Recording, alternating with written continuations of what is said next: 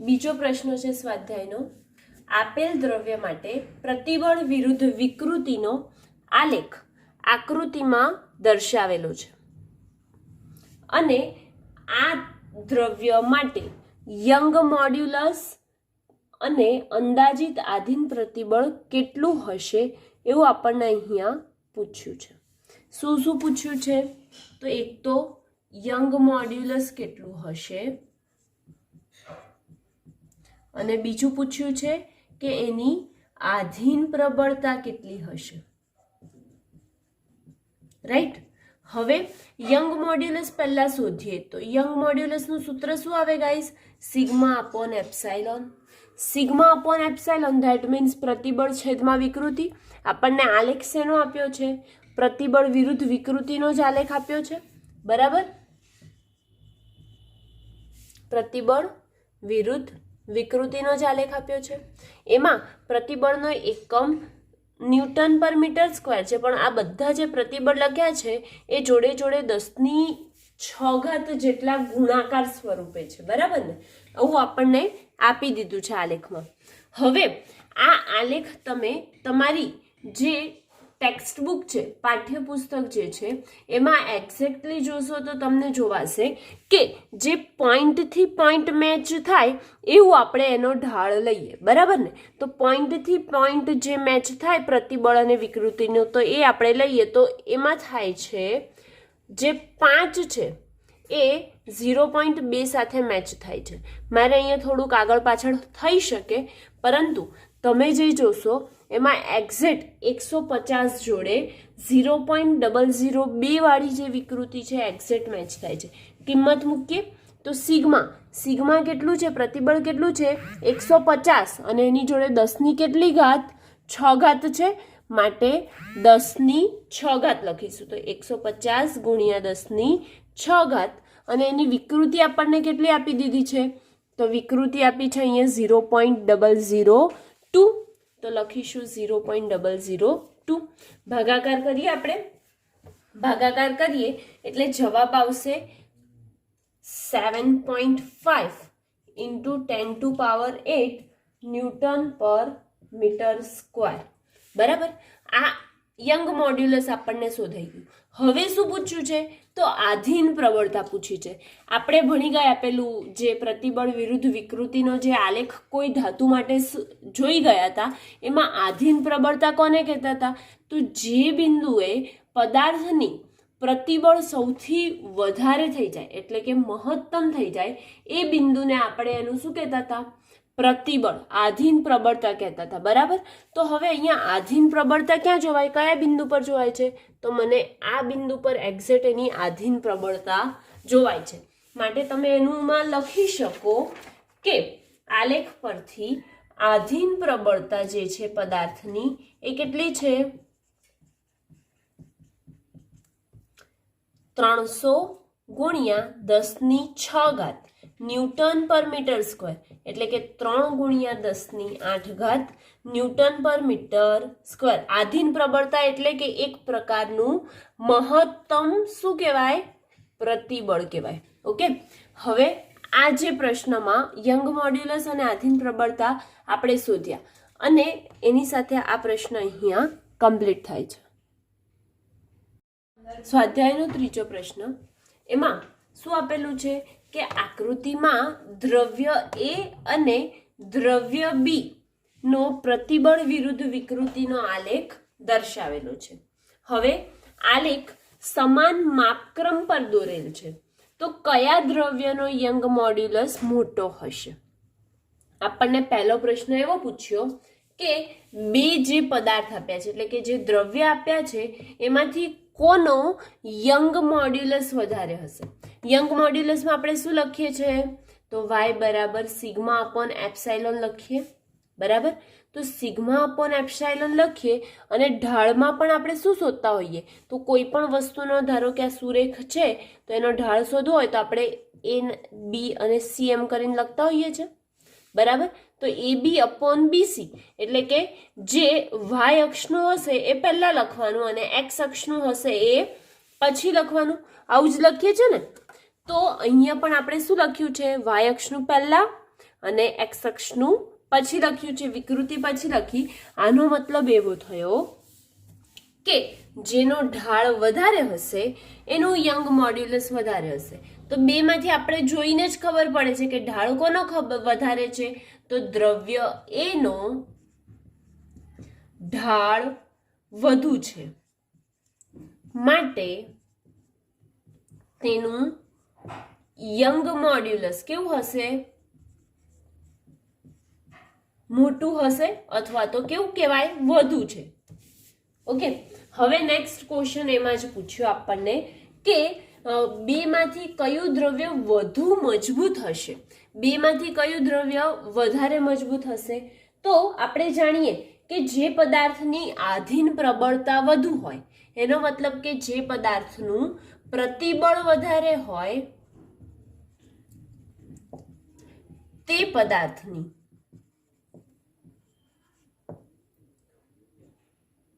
પદાર્થની મજબૂતાઈ કેવી હશે, વધુ હોય, તો મજબૂતાઈ વધુ થાય. પણ અહીંયા આધીન પ્રબળતાના મૂલ્ય પરથી આપણે આ નક્કી કરીએ તો આધીન પ્રબળતા એ ભંગાણ બિંદુને અનુરૂપ હોય છે. અહીંયા આપણું જે છે પ્રતિબળ વિરુદ્ધ વિકૃતિનો દ્રવ્ય એનો આલેખ, બરાબર. તો દ્રવ્ય એમાં શું છે કે પદાર્થ અહીંયા નિયમિત ગતિ કરે છે, નિયમિત ગતિ કરે છે એનો મતલબ કે આપણે કહી શકીએ કે જે પદાર્થ છે આપણો એ પદાર્થ સ્થિતિસ્થાપક વર્તણૂક ધરાવે છે. પદાર્થ અહીં સુધી આવશે, બી બિંદુ પર તો આધીન પ્રબળતા બની જશે એની, અને પછી પાછો ડી જાય તો એનું ફ્રેક્ચર પોઈન્ટ એટલું આવતું નથી, પરંતુ અહીંયા તો તરત જ એ પદાર્થ શું થઈ જાય છે, તૂટી જાય છે. એની જે પ્રબળતા છે એ પ્રબળતા વધુ તો છે પરંતુ શું થાય છે, એ ઝડપથી તૂટી જાય છે. ભંગાણ બિંદુ એનું કેવું આવી જાય છે, ઝડપથી નજીક આવી જાય છે. માટે કહી શકાય કે દ્રવ્ય એની આધીન પ્રબળતા વધુ છે, માટે દ્રવ્ય એની મજબૂતાઈ વધુ હશે. ઓકે, અને એની સાથે આ પ્રશ્ન અહીંયા કમ્પ્લીટ થાય છે. ફ્રેન્ડ્સ, સ્વાધ્યાયનો ચોથો પ્રશ્ન છે, નીચે આપેલા વિધાનો કાળજીપૂર્વક વાંચી કારણ સહિત તે સાચા છે કે ખોટા સમજાવો. પહેલો પ્રશ્ન એવો પૂછ્યો છે કે રબરનો યંગ મોડ્યુલસ સ્ટીલ કરતા મોટો છે. તો હવે આ વિધાન સાચું કે ખોટું? રબરનું યંગ મોડ્યુલસ સ્ટીલ કરતા મોટું છે એ સાચું કે ખોટું? તો ના, આ જવાબ ખોટો છે, આ વિધાન ખોટું છે. કેમ ખોટું છે? કારણ કે આપણે શું લખીએ યંગ મોડ્યુલસ એટલે, તો યંગ મોડ્યુલસ બરાબર લખીએ પ્રતિબળ છેદમાં વિકૃતિ, અને પ્રતિબળ છેદમાં વિકૃતિ લખીએ તો વિકૃતિ બરાબર શું થાય છે, તો ડેલ્ટા એલ અપોન એલ, છેદનો છેદ એટલે અંશમાં ડાયરેક્ટ લખીએ ડેલ્ટા એલ અપોન એલ. હવે જે પદાર્થ છે એ સમાન પ્રતિબળથી રબરની લંબાઈમાં શું થાય છે, વધારો થાય છે, બરાબર. પ્રતિબળ જેટલું આપીએ એટલું જ એની લંબાઈનો વધારો થાય છે, પરંતુ સ્ટીલમાં લંબાઈના વધારા કરતાં પણ આપણે કેવું વધારે બળની જરૂર પડે છે, એટલે કે પ્રતિબળ કેવું જોઈએ છે, વધારે જોઈએ, કેમ કે સ્ટીલ છે એ સ્વાભાવિક છે કે દબાઈ શકતા નથી અથવા તો આપણે આપણા હાથથી ખેંચી શકતા નથી. એને શું કરવું પડે છે, ગરમ કરવું પડે છે, અને એની મજબૂતાઈ પણ આપણે જાણીએ છીએ વધુ છે. માટે આપણે આના ઉપરથી કહી શકીએ કે રબરની વિકૃતિ સ્ટીલની વિકૃતિ કરતાં વધુ હોય છે, માટે રબરનું યંગ મોડ્યુલસ નાનું હશે, જ્યારે સ્ટીલનું યંગ મોડ્યુલસ કેવું હશે, વધારે છે. તો લખી દઈએ આપણે કે આ વિધાન ખોટું છે. કેમ ખોટું છે? તો કારણ કે સમાન પ્રતિબળ થી રબરમાં લંબાઈનો વધારો કેવો થાય છે, પ્રમાણમાં સ્ટીલ કરતાં વધારે થાય છે, પરંતુ સ્ટીલમાં આ પ્રતિબળથી વધારો થતો નથી. એનો મતલબ એ થયો કે રબરમાં વિકૃતિ કેવી છે? રબરની વિકૃતિ સ્ટીલની વિકૃતિ કરતા કેવી છે? વધુ છે. માટે યંગ મોડ્યુલસ સ્ટીલનું વધુ થાય. ઓકે, હવે બી પાર્ટ. બીમાં શું પૂછ્યું પ્રશ્ન આપણને કે ગુચડાનું ખેંચાણ તેના આકાર મોડ્યુલસ પરથી નક્કી થાય છે. એટલે કે ગુચડામાં લંબાઈનો વધારો કરીએ તો એના જે આકાર મોડ્યુલસ છે એના પરથી નક્કી થાય. તો હા, કેમ થાય? કેમ કે આપણે લંબાઈ ખેંચીએ છીએ, બરાબર. લંબાઈમાં કોઈ સ્પ્રિંગ છે તમારી પાસે, એને તમે ખેંચો છો તો શું થાય? એના આકારમાં પણ થોડો ઘણો ફેરફાર આવે છે. માટે બંને એકબીજાને શું છે? સુસંગત છે એવું કહી શકાય. માટે આ વાત કેવી છે? સાચી છે. એટલે કે આ વિધાન સાચું છે. કેમ સાચું? કારણ કે જ્યારે ગુચડાને બંને છેડેથી ખેંચવામાં આવે સમાન મૂલ્યનું બળ લગાડવામાં આવે છે, પરંતુ દિશા કેવી છે? પરસ્પર વિરુદ્ધ છે. ત્યારે લંબાઈ તથા તેના આકારમાં પણ ફેરફાર થાય છે, અને જે દર્શાવે છે કે તેનામાં શું ઉદ્ભવે છે? તેનું આકાર પ્રતિબળ ઉદ્ભવે છે. આથી ગુચડાના લંબાઈમાં થતો વધારો અને તેનો આકાર મોડ્યુલસ એટલે કે આકાર સ્થિતિસ્થાપક અંક વચ્ચે સંબંધ છે. ઓકે, અને આ વિધાન સત્ય છે એવું કહી શકાય. અને એની સાથે આ પ્રશ્ન અહીંયા કમ્પ્લીટ થાય છે. સ્વાધ્યાયનો 5મો પ્રશ્ન. 0.25 સેન્ટીમીટર વ્યાસ ધરાવતા બે તાર પૈકી એક સ્ટીલનો બીજો પિત્તળનો બનેલો છે. આકૃતિમાં તેની ભારિત કરેલ છે. આકૃતિમાં એમનું વજન બતાવેલું છે. ભારવિહીન અવસ્થામાં સ્ટીલના તારની લંબાઈ 1.5 મીટર અને પિત્તળના તારની લંબાઈ 1 મીટર છે. ત્યારે સ્ટીલ અને પિત્તળના તારની લંબાઈમાં થતા વધારાની ગણતરી કરો.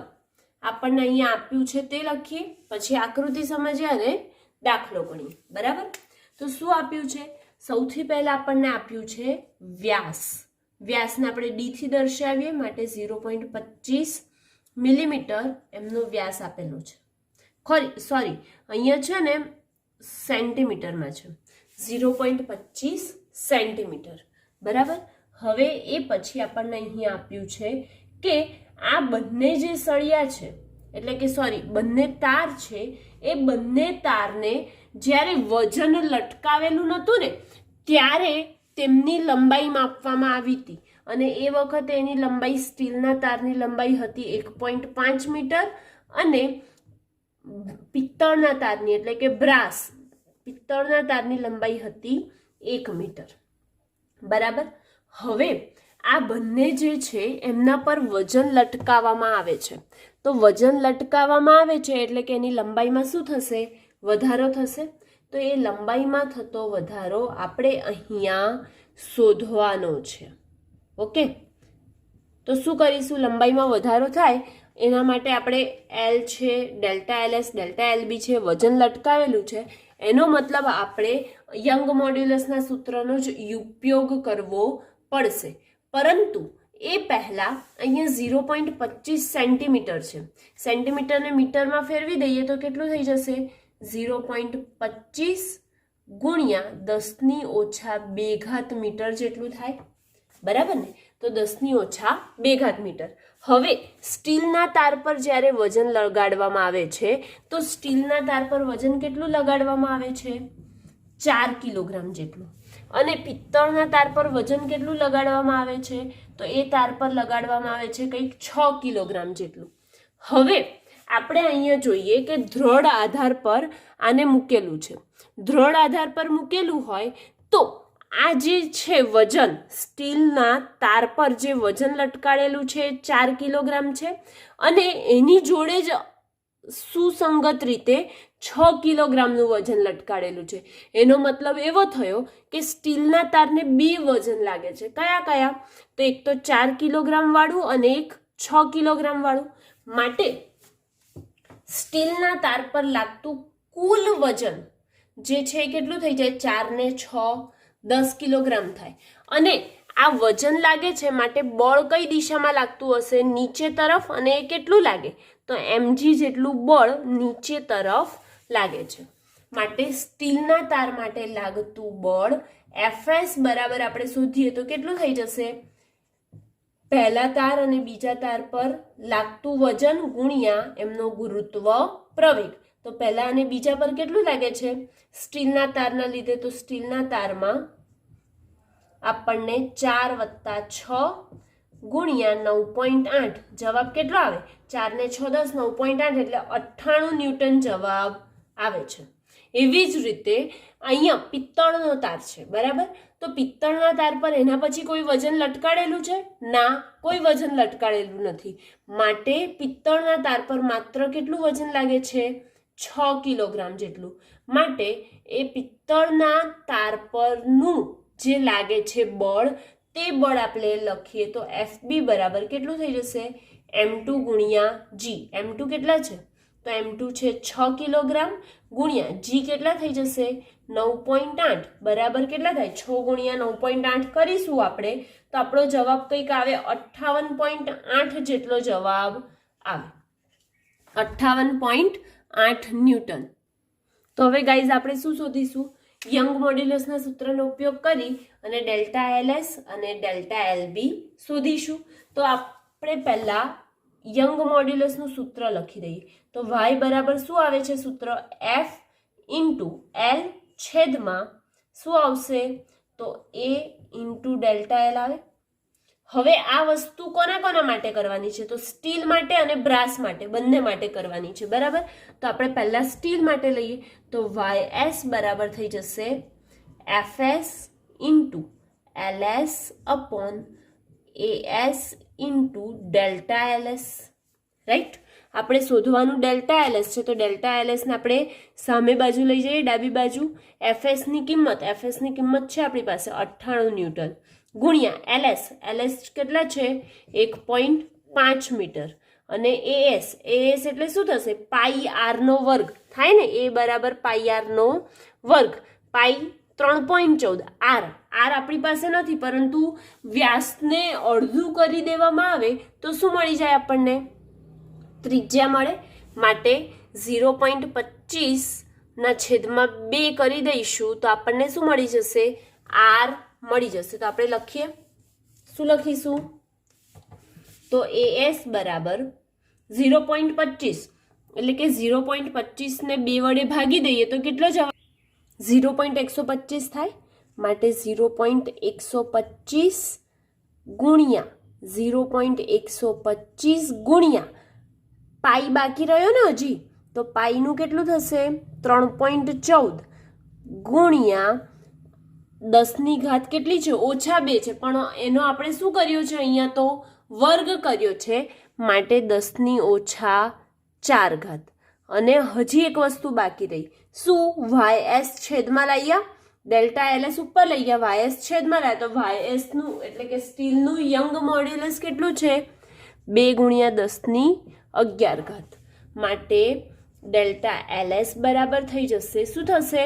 તો 98 × 1.5 ભાગ્યા 0.125 ભાગ્યા 0.125 ભાગ્યા 3.14 ભાગ્યા 2 કરીએ એટલે જવાબ આવે છે 1498 ગુણ્યા 10 કેટલી ઘાત?